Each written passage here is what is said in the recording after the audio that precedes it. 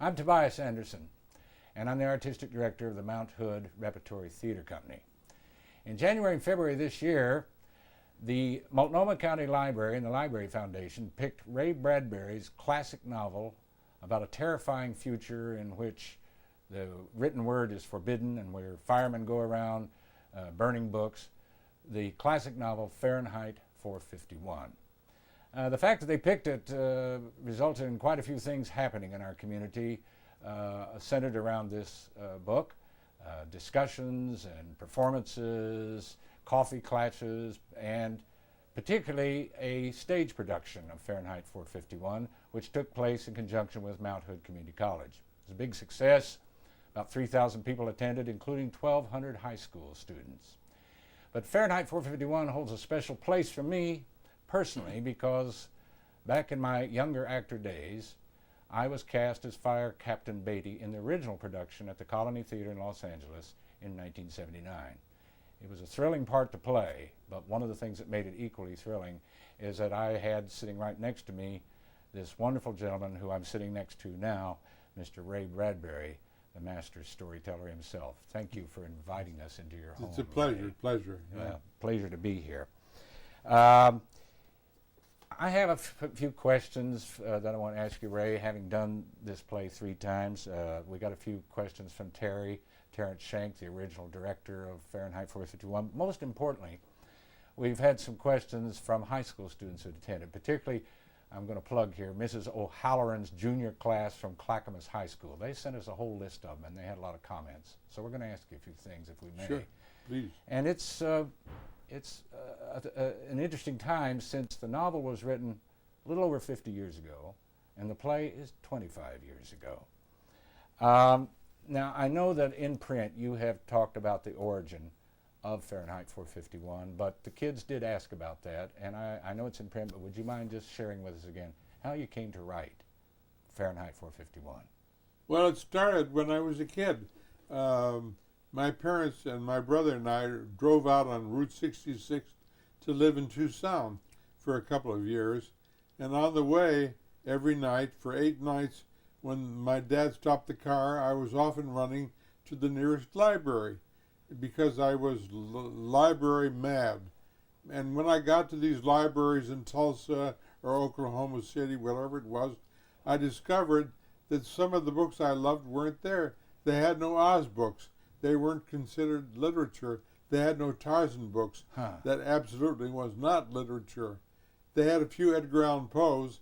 He'd been around long enough to become literature, but I'm sure if he'd written them today, he wouldn't have been in. So I learned my first lesson not about censorship, but about taste and selection, which can turn into censorship if you're not careful. So through the years, I began to hear about Hitler's burning the books, and I witnessed in newsreels, and I heard about Russia destroying books behind the scenes, and hearing about the burnings of Alexandria 3,000 years ago, twice by accident and once on purpose. And I thought, my God, what a loss to the world, and what a loss to the citizens of those small towns I visited when I was a kid not to know Oz. So it began to collect up in me, and I began to write about individuals. I wrote stories about the Oz characters and L. Frank Baum dying on Mars when their books were burned on Earth, Yes. And all sorts of variations. And then I wrote a short story called The Pedestrian, because one night years ago, the police stopped me for walking on Wilshire Boulevard. I was suspicious. Why? Because there were no pedestrians anywhere around, and I was calling attention to myself. So I went home angrily and wrote that story. And then several months later, I took the pedestrian out for a walk, and he turned a corner, and there is a girl named Clarice McClellan who takes a big breath of his uniform. She says, I smell the kerosene. You must be the fireman who lives up the block. And 9 days later, Fahrenheit was written. So it has a long history, starting when I was 12 and ending when I was around 30. Yeah, two things. One of them is I asked the kids, a lot of the high school, I said, do you think this can happen now? And I pointed out to them that in my lifetime, that's not that far away, that the Nazis burned books. It's never very far away, is it? The possibility. Our country is so diverse, the chances of any kind of censorship are impossible, because we have the Jews hating the Catholics hating the lesbians hating the Republicans hating the, you have so many groups watching each other. The real danger comes in our educational system. We're not teaching reading and writing, and if you raise a generation that can't read or write, they can't think, and then you have the people in Fahrenheit 451.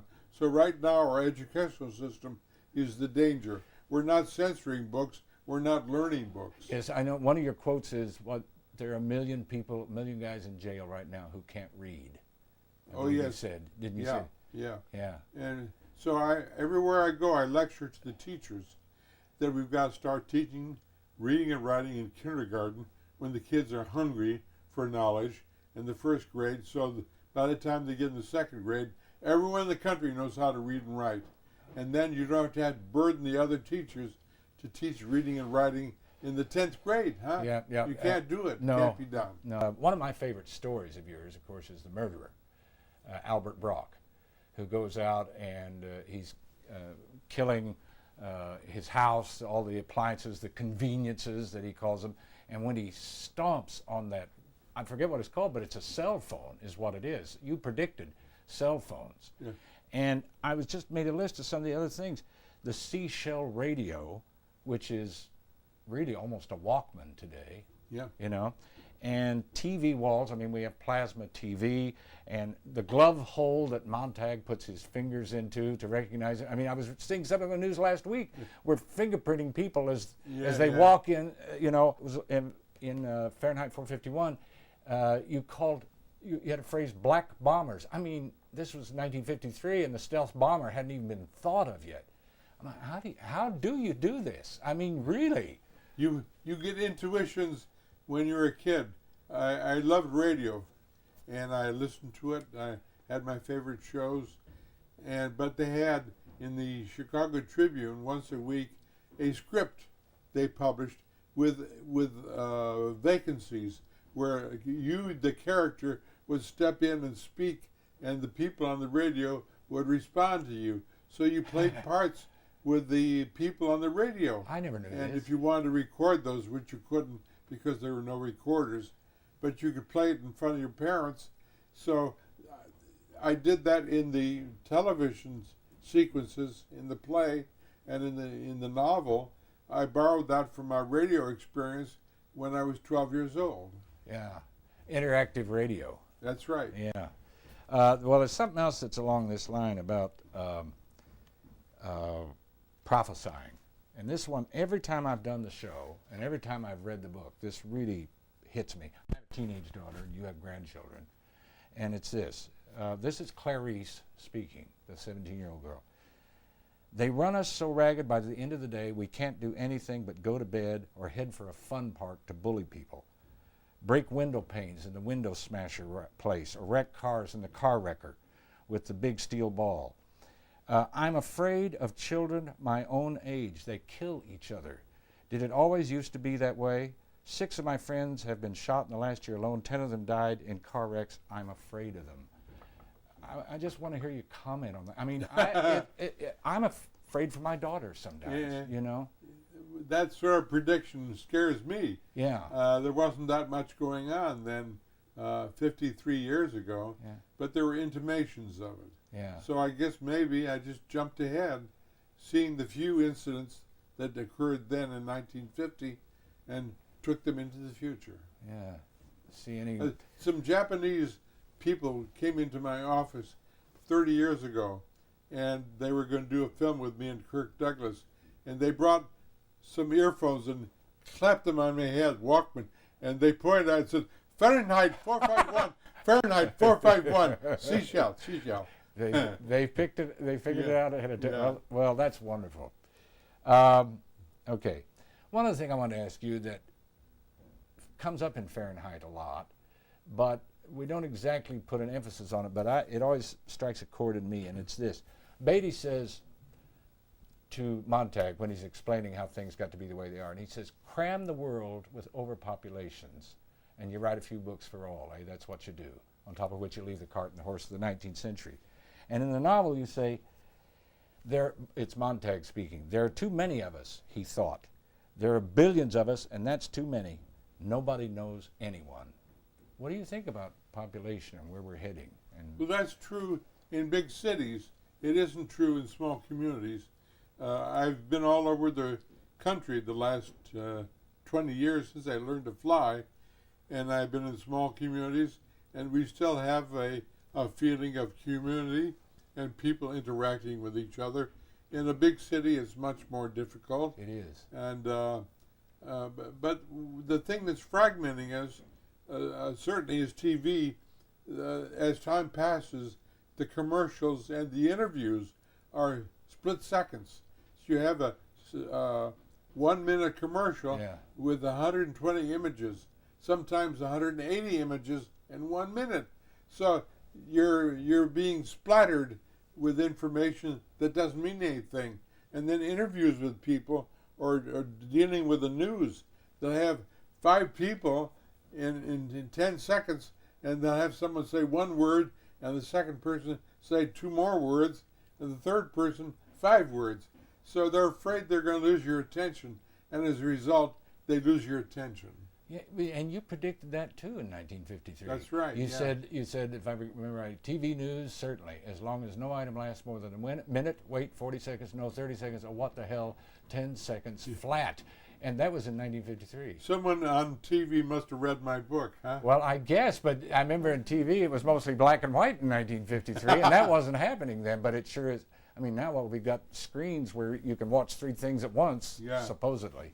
Yeah, everything.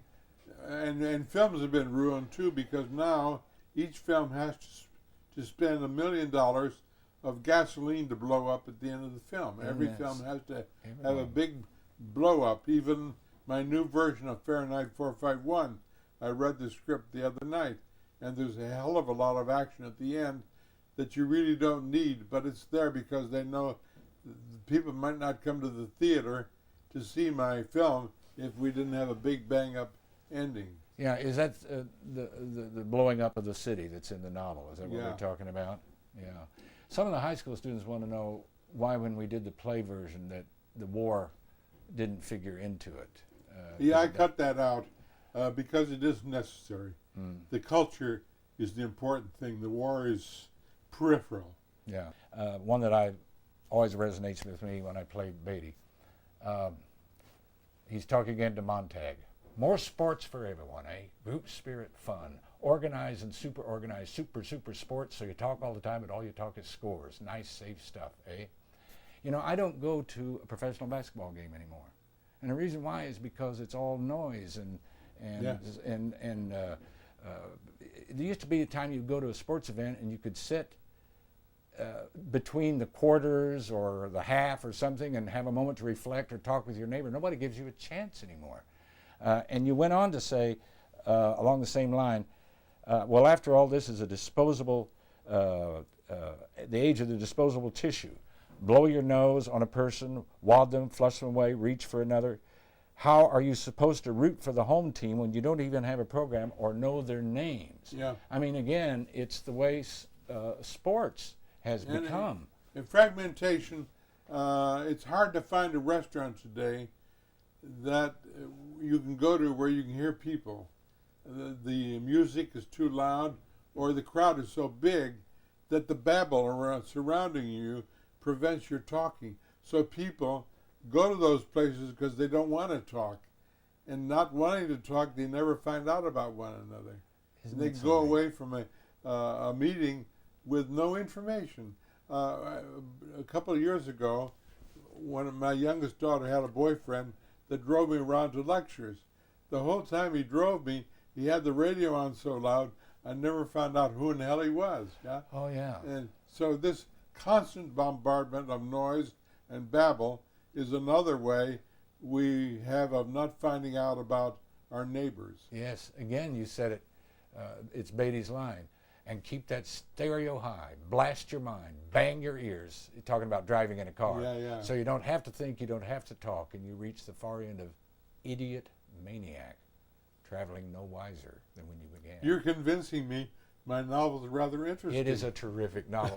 May I say a terrific part. I'm thrilled to have been able to play it. Yeah. So thank you. Here's something too that Beatty says. He says, and that boy or girl in your class, the bright one, the smart ass who knows everything and makes you look bad. Burn them? Well, not exactly. Shun them is better, eh? Goddamn bright know-it-alls. Who knows, they might have a real book hidden away somewhere. Get rid of them. Let them die on the vine. Let us have a nation where everyone is not only born equal, but damn well crushed down and made equal. I'm just wondering, the bright one in the class, was that you? It sure was, Yeah. but I didn't know it. I didn't know that I was smart until I was 30 years old. You're prevented from knowing that. I knew that I was beat up by the bullies because they saw me coming out of the library too often. I wonder. Yeah. And because I was very dangerous. But when I was 30 years old, Christopher Isherwood and Gerald Hurd and Aldous Huxley came into my life. Isherwood read the Martian Chronicles and did a review on it, and then came into my life and introduced me to Huxley. And I had tea with Huxley one afternoon, and he leaned forward and he said, "Do you know what you are?" I said, "No, what am I?" He said, "You're a poet. You're a poet." I said, I didn't know that. And suddenly I was surrounded by Gerald Hurd, one of the great English philosophers, Yes. and then Lord Bertrand Russell later. Yes. And they all said the same thing: "You've got a brain." And I didn't know I had one. So it came very late, and maybe it's just as well that I didn't know that sort of thing when I was younger. Yes. Brave New World certainly is full of prophecy that's coming. Yeah, Brave New World is too dark, and Orwell is too dark. They're both brilliant novels, and I admire them and love them, and meeting Huxley was terrific.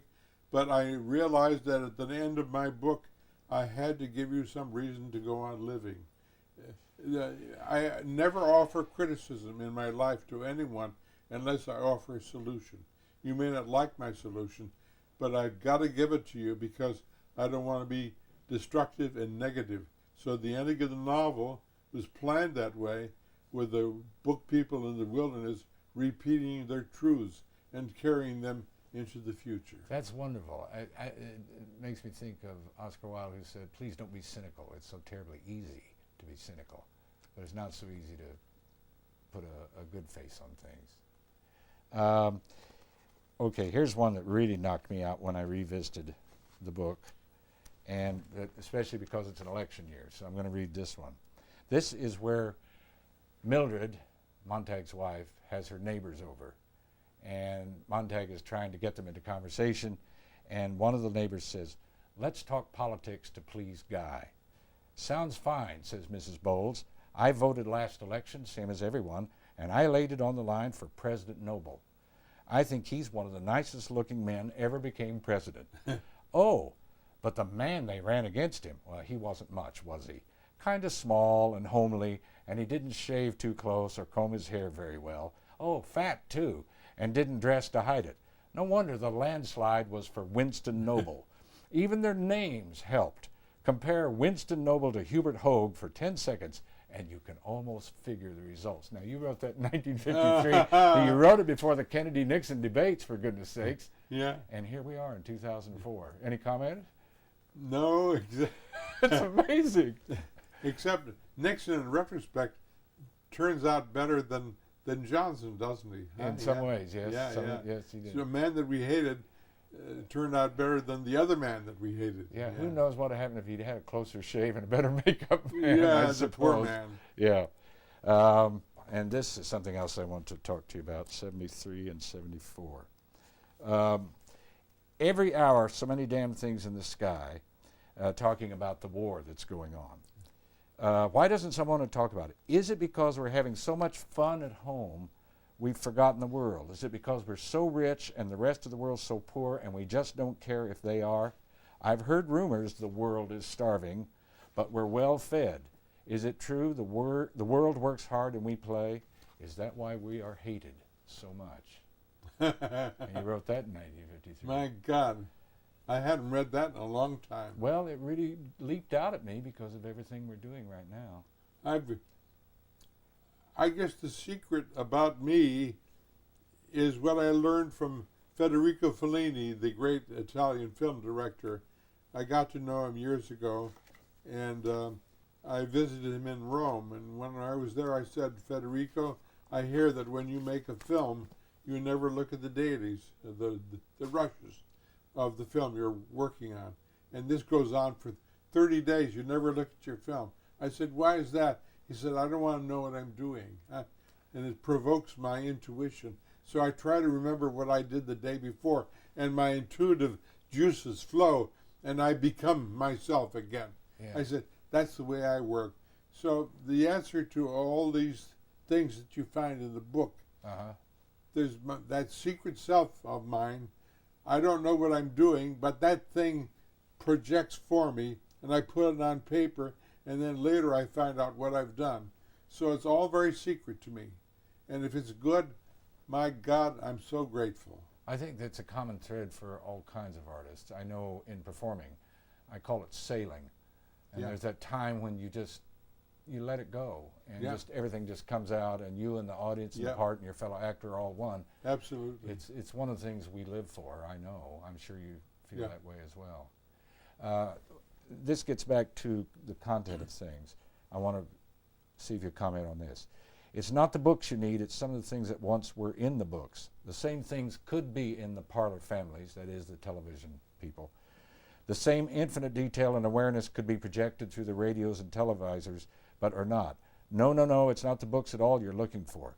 Take it where you can find it, old phonograph records, old motion pictures, and in old friends. Look for it in nature and look for it in yourself. Books were only one type of receptacle where we stored a lot of the things we were afraid we might forget. So it's the content that matters. It doesn't necessarily have to be the books. That's though, right. Though that's the visible thing that people Things try that to teach you ways of living. When you see people, actors interviewed on the screen, the intuitive ones that are really in touch with their secret self are fantastic. And then they suddenly tell you how they did a thing. And they just propelled it out and got it out. So we're all the same, no matter if we're actors or writers or painters or just ordinary human beings. It's that secret knowledge that we have, and we speak it in the moment of truth. Yeah, all right. A little bit about the difference between the play and the novel. Since I was in the play and created some of those differences, or interpreted it, so I should say. Because you say in the afterword of the paperback, you called your characters together, and you say that Beatty, the one I played, came the furthest out of the wings. And one of our audience may not know, if they have not seen the play, is that Beatty takes Montag to his home, his apartment, and his apartment is filled with books. And Montag, the protagonist, goes crazy, says, it's against the law. And Beatty says, only if you read them. That's right. Now, I have my own feelings about it since I played the character, but why did Beatty have books? Why do you think he kept his books?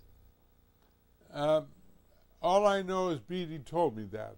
Yeah. When I wrote the play, I knew there was something missing, and the missing element was, who is Beatty? What is his background? How did he get where he got? And so I said to the captain, I want to sit here at the typewriter, and I want you to tell me your life. So Beatty, in his rooms, finally tells Montag about his life, a lost love, a lost job, his mother dead of cancer, his father dead of suicide, and all these things added up. And when he was 30, he looked in the books and they were empty. They helped him up until then, but in life we all know books can only help you to a point. From then on, it has to be your willpower, your faith, and your belief that carries you into the future. So all that stuff in the play came to me one day when I let Beatty speak to me about his former life and his collecting books, and ironically, never touching them. Yeah. The other thing that's related to this is that that Montag says to Mildred later, he says, when they burn up Mrs. Hudson and her books, he says, Beatty was afraid of her. Why are men like Beatty afraid of someone like that? Why? Why would they be afraid? That's a good question. It's the same fear that all people have of other people with knowledge, I suppose. And the reason why I look back on people that were supposedly friends of mine in high school, they weren't friends at all. They made fun of me. I look back and realize how much fun they made of me. And because I was what I was becoming me already, but I didn't know it. I didn't know I was provoking and irritating them because I was bright, whatever. I was curious. When I was 12 years old, Mr. Electrico in that carnival told me to live forever, and I went back to the carnival the next day to find out how to live forever. And he told me, when he met me, that I'd lived before, that I was his best friend in the Battle of the Ardennes Forest outside of Paris in October 1918, and I was wounded and died in his arms. But now here I am, back in the world with a new face, a new name, but the light shining out of my face is the light, the soul of his lost friend who died in Paris in 1918. Now, why did Mr. Electrico say that to me? He must have said it because there was something in my face, huh? Yes. Every once in a while we meet people in the audience or at a book signing or in life, and the light burning out of their face is the eagerness to live, huh? And they can hardly wait to get out of bed the next day and do whatever it is. That must have been it that made Mr. Electrico look at me and pick me out of the audience and talk to me that way. All I know is that when I left him, I walked over to the carousel and watched the horses going around and around to beautiful Ohio. And I stood by the horses, 12 years old, and I wept because I knew something had happened to me that day. Someone had told me how to live forever. And the answer was, 3 weeks later I started to write, and I've written every single day for the last 75 years. So that's how to live forever, isn't it? It is. Maybe I won't live very much longer after my death. Maybe my books will only be around 20 or 30 years, but that's fine. That's great. And if they live longer, swell. But I guess my friends must have seen that same light and disliked. It's threatening. My love, yeah. It's threatening to their life if Yeah, they're not yeah. doing. They There's so didn't many know how people to- who do not do what they want to do. Like my brother, God bless him, my mother made a wonderful meal for us when I was about 15 and my brother was 19. And when it was done, I said, Mother, that was beautiful. And my brother said, no, it was good. And I knew the difference between us right then and there. Yes. It wasn't good, it was beautiful. Huh? Yes. But a lot of people don't want to speak that way. No, I often tell, I sometimes coach people in acting, particularly for television commercials, and you look in the camera and I point out how easy it is for a starting actor to show anger, but joy and love for something and energy for something is very hard to bring out. Yeah. People have it hidden a lot, which dovetails in the last question on this part. Montag realizes in the novel when he kills Beatty that Beatty wanted to die, and in the play Montag puts the fire hose, points it at him, and he says, don't do me any favors. and he says, what? He says, what do you mean? He says, because I'm dead, bone tired, and I want it. Which the audience always gets a gasp out of because it's they don't know he's going that way. So Beatty wants to die. Any comment about that? He's had it? No, that's an addition I don't think that's in the book at all, is it? It's in He the doesn't play. say it. It's in the play only. But Montag does come to the realization in Yeah. the book that Beatty wanted to die. That's right. By the fact that he just stood there and didn't run. Well, the books were already empty for him, you see, Yes. and he collected them, but he didn't read them, and he was burning books mechanically. Yes. He was no better than the Hound, Yeah. and he realized when Montag came into his life that he's his real true son, that maybe the son Exactly. was going to regain the old faith. Yes. He doesn't say that, but it's got to be in there somewhere. Yeah, I think I had more success in playing him this last time because I was older, and there is that father-son thing that I was Yeah. able to tap into. Oh, I Yeah. think you're right. Okay, I'm pretty much on 451, but there's some quotes that I just wanted to bounce off of you and hear what you say. And no reason, it's clear why you and I get along because of this quote, because I'm a guy that gets up on Saturday mornings, Yeah. and I would go anywhere to watch Daffy Duck do Duck Dodgers in the Ah, 24th good for you. century. But here's your quote. I wonder how many men hiding their youngness rise as I do. Saturday mornings filled with the hope that Bugs Bunny, Yosemite Sam, and Daffy Duck will be there waiting as our one, true, always, and forever salvation. I'm a Saturday morning cartoon watcher. What are you going to say about that? Well, I'm so lucky I got to know Chuck Jones, the creator of all those wonderful characters. Yeah. And we were good friends for 20 years. And he caused me to write my novel, The Halloween Tree. And he'd seen the Great Pumpkin, Charlie Brown, one night 25 years ago, and he didn't like it, and I didn't either, because the Great Pumpkin never showed up. Well, you can't do that. It's like not having Santa Claus show up. We know Santa Claus is mythical, but nevertheless, he's got to come, doesn't he? So Chuck said to me at lunch one day, 25 years ago, why don't we do a really good film about Halloween? And I said, oh, God, yes. He said, will you write it? I said, yes, I will. I said, wait there.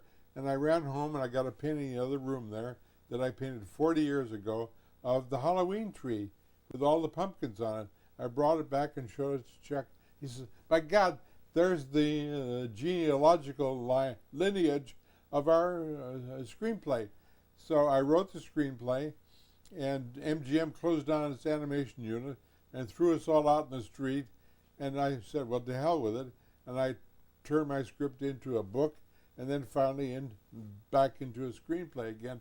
But all because of Chuck Jones, Yeah. that fabulous, wonderful creator. Yes, yeah. I know Freeberg was one of your friends too, who did a Oh, lot of God, the voices yes, for yeah.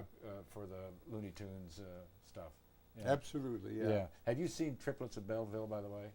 No, I haven't. Well, that one's worth it. I think it's a French animated film. It's fabulous. Okay, here's another quote. A couple more. Bill Gates and his partners are flim-flamming America. Ha! That's what you said. But I was at a library, and he signed the signature book ahead of me, and under his name, I put my name and the quote, I don't do Windows. Okay. Now, we've hit on a couple of these, but I'm going to read this one again. Television is a really dreadful influence on all of us. Don't ever look at local TV news again. It's all crap. Negative, negative, negative, I think you said in a row. Anything more about that? Well, there are a few good cable stations where you get a good balance of liberal and conservative, and I'm independent, and I want both parties to come in my door on their knees begging for my vote, and then I'll make up my mind after they leave, huh? Uh-huh. Yeah. Okay.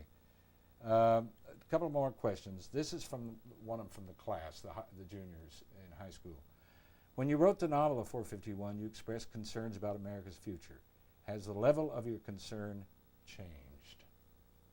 That was Yeah, my concern is even more intense. As I told you, our educational system is dreadful. We're spending $1 billion a day, and we're getting nothing. All that money has got to go into kindergarten now. We have to have intense concentration on young people, 5 years old, and we can save the next generation. But right now we have a generation of mostly fools. Yeah. Illiterates. Yeah. I wanted to ask you about front porches. One of my favorite novels is A Death in the Family by James Agee, and I always. I'm sorry, I didn't get the A name. Death in the Family by James Agee is one of my favorite novels, and he talks about people sitting on their front porches and the men watering their lawns in the early evening, and you come back to the regret that we don't have front porches anymore. Anything more you want to say about that? Well, we have them in small towns, thank God. Yes. Yeah. Yes, we do. Don't Big places like L.A. Very few porches. Yeah. And but on the other hand, following the Spanish tradition, we have inward gardens, and we have places in the back in the gardens to sit. So it's the reverse. It's hard to know how many people have gardens or how many people have porches. But a hell of a lot of them have porches that are empty, that are not used. Yeah, that's a shame. Yeah. A favorite quote: "Don't ask for guarantees, and don't look to be saved by any one thing, person, machine, or library. Do your own bit of saving, and if you drown, at least drown knowing that you were headed for the shore." Bradbury's bottom line, I would say. That's wonderful. Yes, it is, and you wrote it. No one quite knows where the shore is, but head for it anyway. Oh, great. And finally, I think this is my last one. Mrs. O'Halloran, who was the teacher at this high school, very bright group of people, had this quote. She said this was her favorite quote in the whole book. "Everyone must leave something behind when he dies," my grandfather said. "A child or a book or a painting or a house or a wall built or a pair of shoes made or a garden planted. It doesn't matter what you do so long as you change something from the way it was before you touched it into something that's like you after you take your hands away." That's a great quote. You write good, don't you? Yeah, and I intensify it a little bit more.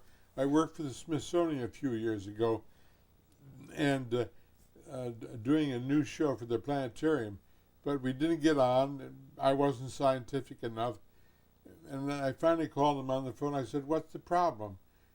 And they said, "Well, you got this missing and that's unscientific." I said, "Well, what's the main thing that you hate about my script?" "Well, you've got something in there about the Big Bang Theory." I said, "What did I say?" "You said it happened 10 billion years ago." I said, "When did it happen?" They said, 12 billion years ago. And I said, "Prove it." Yeah. Well, of course, I shouldn't have said that because it can't be proven. But I got to thinking about the universe and creation and the Great Spirit and what have you, all the names we put on the mystery. And my theory is the universe has been here forever. It never was created. Now, this is impossible, but the Big Bang Theory is impossible too. How do you get enough energy to make a Big Bang that spreads over 10 billion light years in every direction? So, and then the final question, which ties into this quote here, is why were we created? Why did the universe create us? This planet was empty and we came up from the molecules and the amoeba and what have you, and it took billions of years to get here. The reason is this. The universe is a vast theater, but there's never been an audience. The universe needed an audience to applaud, to witness, and to celebrate. We are the audience. We witness. We appreciate. We love. We celebrate. That's why you're here and why I'm here. And by the end of your life, you applaud the universe and you give back. It's give back time. So you have to pay because you were given the gift. So that's my add up of the whole thing. And I think that's a good place to quit. I don't think we can do better than that. Ray, I want to thank you so much for letting us in your home. Pleasure. I want to thank you for the part of a lifetime which you gave to me to create. And what you're leaving behind, I don't think it'll be gone in 25 or 30 years, Ray. I think it's the fabric of our literary world and will be for many, many years. Well, thank you. that's wonderful. Thank you. Thank Right you. back. And God bless. God bless indeed. Thank you. That's a wrap. That's a wrap.